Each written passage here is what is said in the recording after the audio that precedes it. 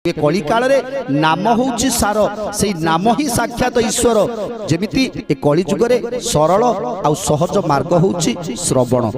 जदि आमे नाम को भजन करूछंती नाम को श्रवण करूछंती ताहले आमे प्रभुंकर निश्चय निकटवर्ती हेई परिबा।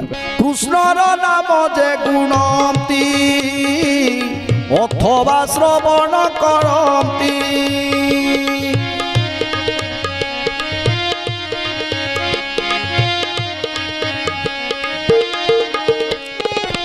तांकर कथा न कहिबा तांको समान अछि केबा।